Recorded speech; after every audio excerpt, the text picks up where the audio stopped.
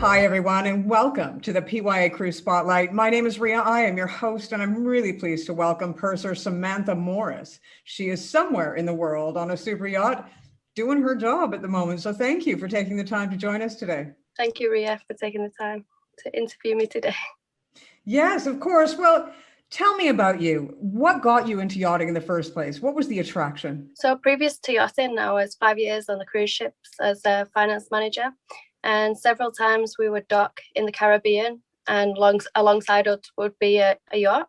And I said to my dad, when I don't want to work on the cruise ships anymore, I want to work on one of those. So I started to apply to get into the yachting industry.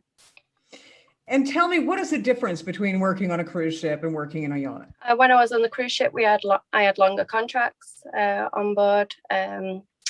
I was doing finance manager roles, so dealing solely with all the finances on board, the guest accounting, the crew accounting, and the payroll. The purser job on board is like 4 jobs from the cruise ship combined. So like your HR manager, the crew manager, finance manager, and administration manager. So this is all rolled into one for the purser role. Do you find financially that working in yachting is a step up from cruise ships?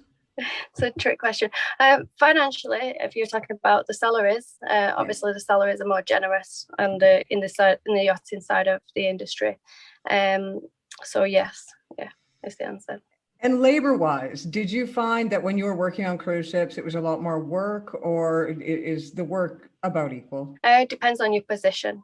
I would say that for my position, I had less work on the cruise ships, but longer contracts and less pay. So, but then if you were a chef or maybe a medical profession, you were more busy on the cruise ship than you are on the yacht. So it totally depends on which position you have on board. And the time, I mean, you hear a lot of people talk about the time when you're working, when you go out on charter, for example. Do you find that you spend a lot more hours working in the yachting industry than you do on a cruise ship? For me personally, yes. Yeah. And especially now, obviously, during the COVID, and for everybody, the situation is the same, that we obviously have got a lot more restrictions. To be able to, main part of the purser job is to get the crew on and off the boat, and this is a lot more difficult, as you and Lee both know. So yeah, I work more hours on a cruise ship for my personal job than I did when I was on the yachting than I was when I was on the cruise ship. Sorry about that. No worries. Well, yeah, I was going to say that. I mean, now just arranging travel for your crew must be it's almost a full-time job, just the travel alone, because you're arranging, every aspect of it. Now you're throwing in PCR tests. It's not just a matter of, getting your crew to the airport to point A to point B. It is now, I mean, it's a whole logistical nightmare unto its own, let alone sort of arranging crew when you get into port.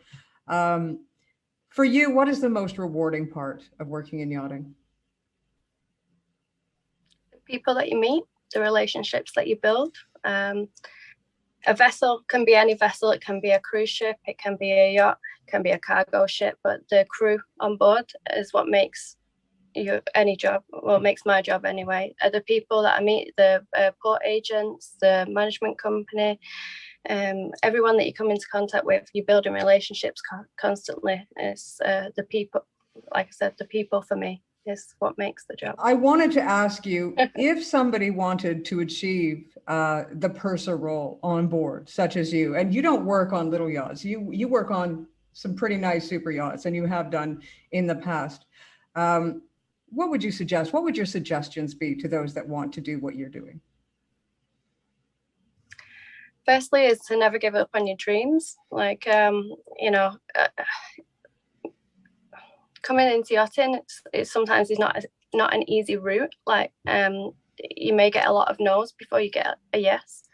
So to never give up, and also try to do the research first. You need to make sure you've got the right STCW qualifications, your medical first. These as a first start off before you would obviously even get looked at in yachting.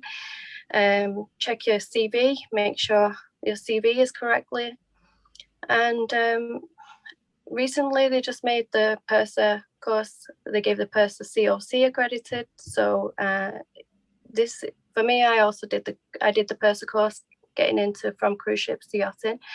It's not always required, but they're seeing it more and more now. They're asking for it on the positions. So yeah, and anyone also, they can reach out and ask me any questions if they like. Well, you know, that's wonderful. We'll make sure to get your email address. And you know what? I mean, I would suggest, one of the things that I hear most often when I do these cruise spotlights is people always say, get yourself a mentor. Reach out and ask those questions. Never be afraid to ask the question. So the fact that, and all of the people that I talk to actually always say, please, we're here to talk to anybody that wants to talk or ask questions.